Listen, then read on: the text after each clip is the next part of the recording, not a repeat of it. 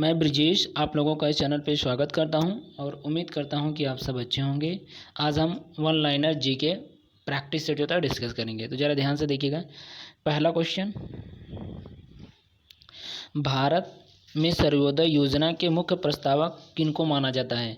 तो कौन थे? तो जयप्रकाश नारायण थे। जयप्रकाश नारायण किससे संबंधित थे? तो सर्वोदय योजना से संबंधित है। क्वेश्चन नंबर 2, द्वितीय पंचवर्षीय योजना महालनोबिस मॉडल पर आधारित है। यानी कि जो द्वितीय पंचवर्षीय योजना था ये पूछा जाता है किस पर आधारित है? तो ये आपका महालनोबिस मॉडल पर आधारित है। मैं बात करूँ तो ये योजना क्या था, यानी कि योजना आयोग क्या था? तो ये योजना आयोग जो था 5-5 वर्ष बता चलाई जाती थी, एक योजना बनाई जाती थी और उनको लक्ष्य निर्धारित किया जाता था। उसी लक्ष्य को पाने के लिए सरकार या जो भी विपक्ष के नेता होते थे बस उन्हीं पे जो था प्रयास करते थे। तो ये योजना जो था कितने वर्ष के लिए बनाया था? तो 5 वर्षों के लिए था बनाई जाती थी। इसी का नाम जो था पंचवर्षीय योजना नाम दिया था। पंचवर्षीय योजना के अध्यक्ष कौन होते हैं? तो पंडित जवाहरलाल, यानी कि जो प्रधानमंत्री होते हैं वह योजना आयोग के अध्यक्ष माने जाते हैं। और पहली पंचवर्षीय योजना की मैं बात करूँ तो 1951 से लेकर के 1956 तक चली थी। इस योजना ये किस मॉडल पर आधारित था? तो ये आपका हेरोड डोमर मॉडल पर आधारित है। हेरोड डोमर मॉडल पर आधारित है। ये किस पर यह बेसिस जो था किसको बनाया गया था? तो कृषि को था मुख्य बनाई गई थी, कृषि पर ये आधारित थी। जबकि दूसरी पंचवर्षीय योजना की मैं बात करूँ तो दूसरी पंचवर्षीय योजना ये औद्योगिक पर आधारित थी। इसी योजना के तहत आपका दहनाबाद और बात करें भिलाई इस्पात, ये सब जो होता है इसी की योजना के तहत बनाए गए थे। क्वेश्चन नंबर 3 जरा ध्यान से देखिए। योजना आयोग के प्रथम अध्यक्ष कौन थे? तो प्रथम अध्यक्ष पंडित जवाहरलाल नेहरू थे। कौन थे? तो पंडित जवाहरलाल नेहरू, यानी कि जो प्रधानमंत्री होते हैं वही उस समय उस योजना के अध्यक्ष माने जाते हैं। कुल कितनी जो होता है पंचवर्षीय योजना बनाई गई थी? तो टोटल जो होता है 12 पंचवर्षीय योजना। 12वीं पंचवर्षीय योजना कौन सी थी? तो ये आपका कब से कब तक था? तो 2012 से लेकर के 2017 तक था। और इसी योजना आयोग को समाप्त करके नीति आयोग ला दिया गया था। ये नीति आयोग, इसी के जस्ट बाद जो होता है ये नीति आयोग चलाई गई थी पंचवर्षीय योजना के स्थान पर। क्वेश्चन नंबर अगला जरा ध्यान से देखिएगा। सेबी, क्वेश्चन नंबर 4 जरा ध्यान से देखिए कि सेबी का एक यानी कि सेबी एक है निकाय है। तो कैसा निकाय है? एक आपका गैर संवैधानिक निकाय है। सेबी की मैं बात करूं तो सेबी का फुल फॉर्म होता है, एस फॉर होता है सिक्योरिटी, ई फॉर होता है एक्सचेंज, बी फॉर होता है बोर्ड ऑफ इंडिया होता है। तो सेबी का फुल फॉर्म होता है securities exchange board of India होता है। यह एक गैर संवैधानिक निकाय है। मैं बात करूँ तो इसके जो होता है स्थापना कब हुई? तो ये आपका 12 अप्रैल ये आपका 1900, सेबी की बात करें तो 1988 में बनाई गई थी। ये मान्यता कब दिया गया था इसको? तो मान्यता दिया गया था 1992 में मान्यता प्राप्त किया गया था। सेबी का हेडक्वार्टर कहाँ पे है? तो मैं हेडक्वार्टर की बात करूँ यानी कि मुख्यालय ये आपका मुंबई में है। कहाँ पे है? तो ये आपका मुंबई में। मैं बात कर लूँ तो इसके अध्यक्ष कौन है इस टाइम वर्तमान में जो इनके अध्यक्ष हैं? तो अजय त्यागी हैं।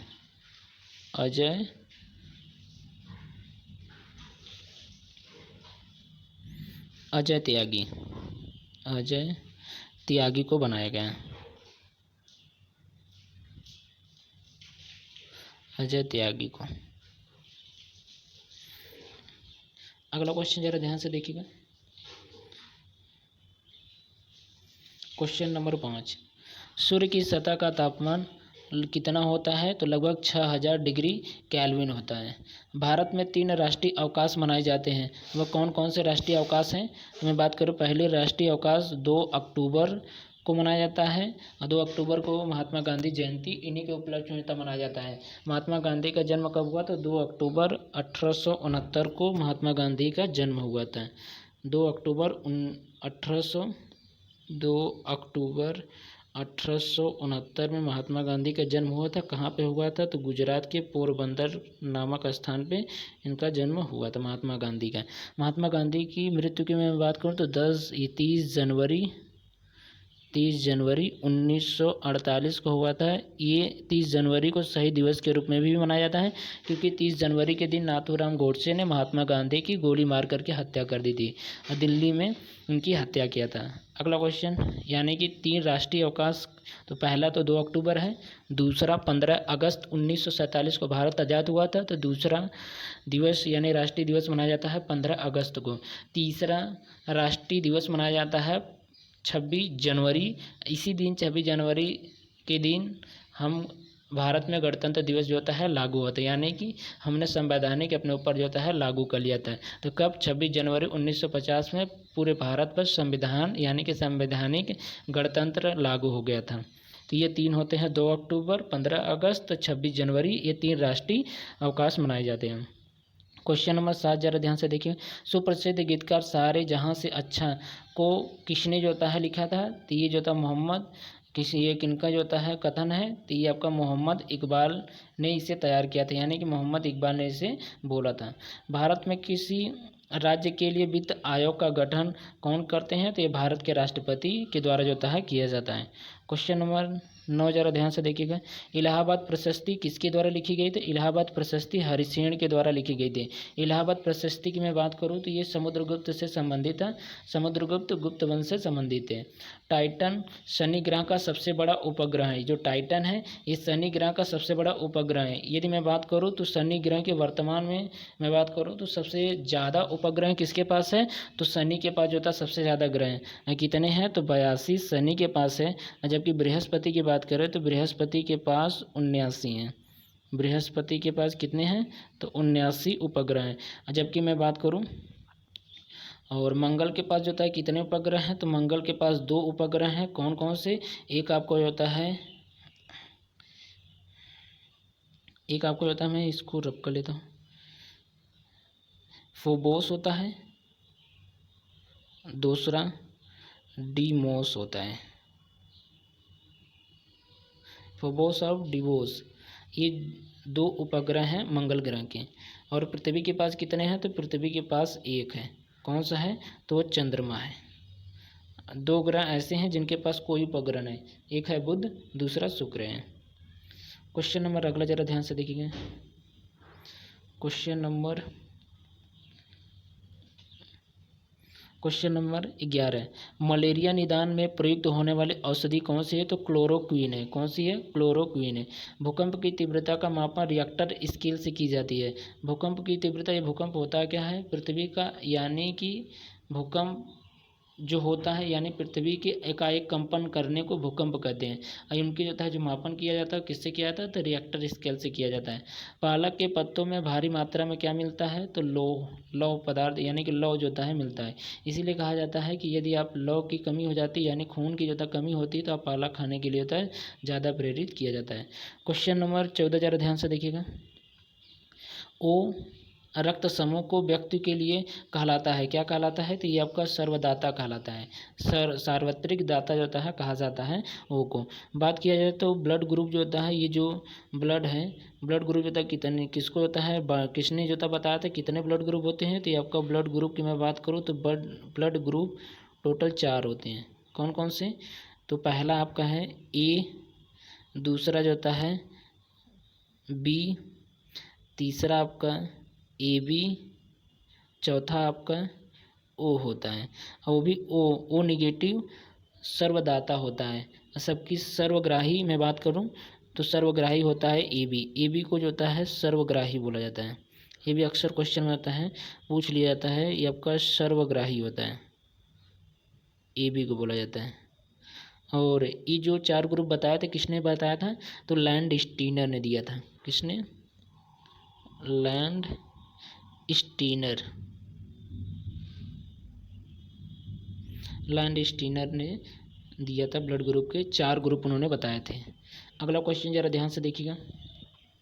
Adin, question number 15, Adin Hubble ने महाविस्फोटक बिग बैंग सिद्धांत का प्रथम साक्ष्य दिया था। किसने दिया था? तो एडिन हबल ने जो था इसको दिया था। अब बात किया जाए तो ये बिग बैंग थ्योरी जो था किसने दिया था? यदि बिग बैंग थ्योरी की मैं बात करूं यानी कि सिद्धांत जो दिए थे लेमेंतियर ने दिया था। किसने दिया था? लेमेंतियर। लेमेंटियर ने जो है बिग बैंग थ्योरी को दिया था, और इसका पहला साक्ष्य एडविन हम्बल ने जो है प्रस्तुत किया था। रात्रि दर्शन उपकरणों में किस का प्रयोग किया जाता है? रात्रि के टाइम जो देखा जाता है किन चीज़ों का प्रयोग किया जाता है? रेडियो तरंगों का प्रयोग किया जाता है। रात्रि के टाइम कोई चीज़ आप देखना चाहते हैं तो रेडियो तरंग का उस समय उपयोग किया जाता है। अगला क्वेश्चन,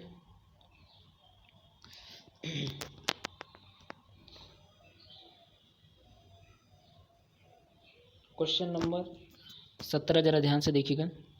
सिंधु घाटी सभ्यता की अवधि कितनी थी? तो 2500 ईसा पूर्व से लेकर के 1750 ईसा पूर्व था सिंधु घाटी सभ्यता। सिंधु घाटी सभ्यता में बात करूँ तो सिंधु नदी के पास, यानी कि सिंधु नदी बहती कहाँ पे है?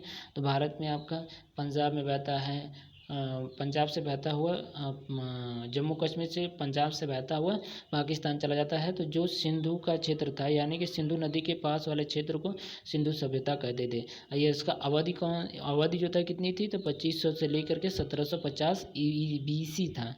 ये आपका होता है ईस्वी है, तो यानी किसी को होता है BC, यानी बिफोर क्रिश्चियंस, यानी कि क्रिसमस मसीह के जन्म से पहले का समय है। क्वेश्चन नंबर 18 जरा ध्यान से दिया। मोहम्मद बिन तुगलक ने अपनी राजधानी दिल्ली से बदलकर दौलताबाद किया था। दिल्ली से बदल के दौलताबाद किया था तो मोहम्मद बिन तुगलक ने, ये पूछा जाता है कि दिल्ली से किसने जाता है? दिल्ली का वह सुल्तान जिसने कौन था सुल्तान जिसने दिल्ली से राजधानी दौलताबाद लाया था? तो मोहम्मद बिन तुगलक था। मोहम्मद बिन तुगलक एक दिल्ली सल्तनत का सबसे ज़्यादा पढ़ा लिखा व्यक्ति था। ऐसा भी माना जाता है कि मोहम्मद बिन तुगलक एक पागल राजा भी बताया जाता है। इसका कारण यह था कि ये यानी कि ये सबसे ज़्यादा पढ़ा लिखा था। ऐसा माना जाता है कि इसकी बातें प्रजा को नहीं समझ में आती थी और प्रजा की बातें राजा को समझ में नहीं आती थी। इसीलिए होता सामंजस्य न बैठ पाने के कारण, शासन व्यवस्था होता न चला पाने के कारण इनको होता है पागल शासक के रूप में होता है जाना जाता है। और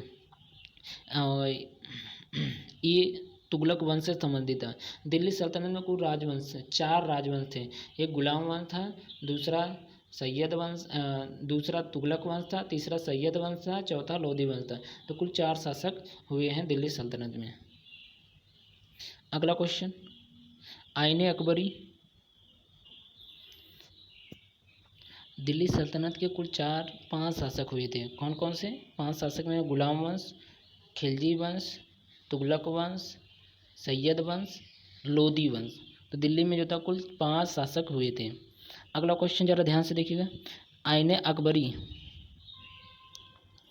आईने अकबरी के लेखक कौन थे? तो आईने अकबरी के लेखक अबुल फजल थे। अबुल फजल को अकबर के 9 रत्नों में से एक माना जाता था। अकबर के 9 रत्न कौन कौन से थे? बीरबल थे, टोडरमल थे, तानसेन थे, अबुल फजल थे, हमीम हकीम हुमाम थे। एक आपका मुल्ला 2 प्याजा थे, फैजी थे, टोडरमल थे। तो ये टोटल 9 रत्न थे।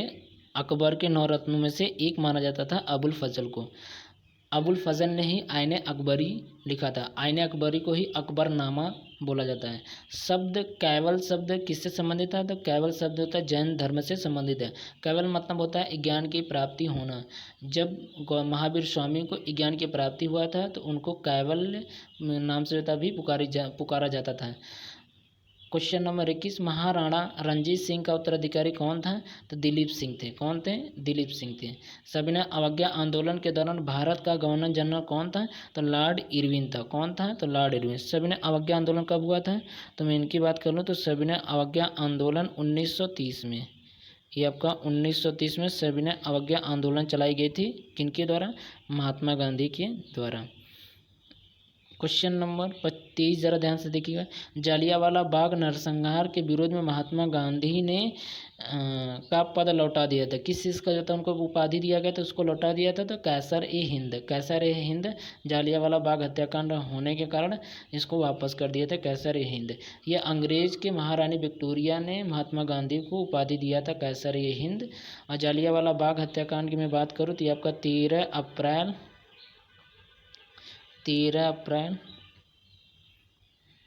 1 मिनट, ये आपका जालियांवाला बाग हत्याकांड हुआ था अप्रैल 1919 में घटना हुई थी। 1919 में, जिसके दौरान महात्मा गांधी ने कैसर हिंद की उपाधि लौटा दिया था। क्वेश्चन नंबर 24 जरा ध्यान से देखिए। कोर का अर्थ है, कोर का शाब्दिक अर्थ होता है central organisation for railway employment होता है।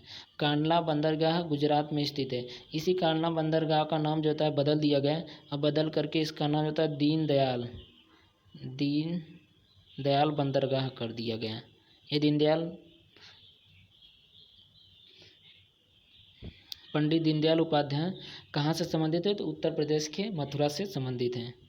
क्वेश्चन नंबर 26 जरा ध्यान से देखिए। शरद विषुवत यानी कि ऑटम इक्विनॉक्स कब होता है? ये कब जोता होता है? तो 23 सितंबर को होता है। कब होता है? तो ये आपका 23 सितंबर है। सौरमंडल का दूसरा सबसे बड़ा ग्रह कौन सा है? तो सौरमंडल का दूसरा सबसे बड़ा ग्रह शनि है।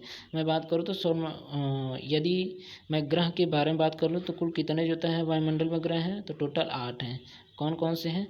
तो ये आपका सूर्य होता है। सूर्य के पास जो होता है यानी कि ये सूर्य है। सूर्य के पास में पहले जो था सबसे नज़दीक होता है बुध ग्रह होता है। ये आपका बुध ग्रह हो गया। बुध के बाद शुक्र होता है। शुक्र के बाद पृथ्वी होता है। पृथ्वी के बाद मंगल होता है। मंगल के बाद बृहस्पति होता है। बृहस्पति के बाद शनि होता है। शनि के बाद अरुण होता है। अरुण के बाद वरुण होता है। यदि मैं ये तो इनका क्रम के अनुसार है। यदि आकार के आधार पर बताया जाए तो सबसे बड़ा बृहस्पति है। बृहस्पति के बाद शनि है। शनि के बाद बात किया जाए तो अरुण है। अरुण के बाद वरुण है।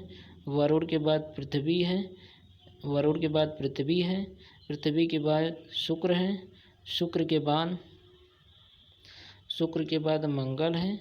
मंगल के बाद बुध है। तो सबसे बड़ा आकार में पूछा जाता है बुध है। सबसे बड़ा जो होता है बृहस्पति है और सबसे छोटा बुध है। ये इनके जो होता है आकार पर आधारित है, यानी कि सबसे बड़ा बृहस्पति, फिर शनि, अरुण, वरुण, पृथ्वी, शुक्र, मंगल, बुध। और जबकि मैं आकार की यानी कि जो होता है इनकी इंक्रीजिंग आर्डर में रखें तो यानी सबसे पास में कौन होता है सूर्य के? तो बुध होता है, शुक्र होता है, पृथ्वी होता है, मंगल होता है, बृहस्पति होता है, शनि होता है, फिर अरुण होता है, वरुण होता है। तो ये भी बात जो होता है आप याद कर लीजिएगा। शुक्र को तो पृथ्वी का वाहन बोला जाता है। मैं बात कर लूँ तो शुक्र ग्रह को पृथ्वी का वाहन बोला जाता है और साथ में होता है जुड़वा भी बोला जाता है। जुड़वा इसलिए बोला जाता है क्योंकि इसका आकार पृथ्वी के आकार के लगभग बराबर है, इसीलिए होता है जुड़वा बोला जाता है। किस ग्रह को लौह ग्रह बोला जाता है? तो मंगल ग्रह को लौह ग्रह बोला जाता है। यह कहता है लौह ग्रह बोला जाता है, मंगल को नहीं शुक्र को। ये चेंज करके लिख लीजिए। शुक्र ग्रह को लौह ग्रह बोलते हैं। शुक्र ग्रह को लौह ग्रह बोला जाता है। अगला क्वेश्चन ज़रा ध्यान से देखिएगा। वायुमंडल में पहली परत कौन सी होती है? तो सबसे पहली परत जो होती है क्षोभ मंडल है। कुल कितने वायुमंडल में ग्रह यानी कि कुल कितने परत हैं? तो टोटल में परत की बात करूँ तो टोटल 5 होते हैं। कौन कौन से? क्षोभ होता है, सबसे पहले होता है क्षोभ मंडल होता है। दूसरा ये पहला हो गया। दूसरा की मैं बात करूं, दूसरा समताप मंडल होता है। तीसरा मध्य मंडल होता है। चौथा आयन मंडल होता है। पांचवा बहिर्मंडल होता है। तो टोटल 5 वायुमंडल होते हैं। क्षोभ मंडल में मौसमी घटना होती है, मौसमी घटनाएं क्षोभ मंडल में होती है। समताप मंडल की मैं बात करूं तो यहाँ पे हवाई जहाज होता है, जो भी हवाई जहाज जो चलाई जाती हैं तो हवाई जहाज इसी समताप मंडल में जो होता है उड़ाई जाती है। और मध्य मंडल आयन मंडल की मैं बात किया जाए तो आयन मंडल इसी समताप मंडल में ही आपका ओजोन परत भी है। ओजोन परत और आयन मंडल की बात करें तो जितने संचार हैं, संचार के सभी यंत्र यानी कि उपग्रह इसी में सेटअप होते हैं। उपग्रह भेजे जाते हैं किसमें? आयन मंडल में। आयन मंडल में ही आपके संचार यानी कि होता है जो संचार हैं, संचार विभाग जो होता है सेटअप होता है। जो हम लोग मोबाइल फ़ोन से बातें करते हैं उसका नेटवर्किंग का सिस्टम जो है आयन मंडल में ही है। तो ये बात भी जो होता है आप लोग जानते रहिएगा। अगला क्वेश्चन। तो आज जो था मैं आप लोगों को इतना ही रख रहा हूँ। बाकी आप इसी तरीके होता सीरीज आप लोगों को मिलता रहेगा। यदि वीडियो आप लोगों को अच्छा लगता है तो वीडियो को लाइक करिए और कमेंट जरूर करिएगा।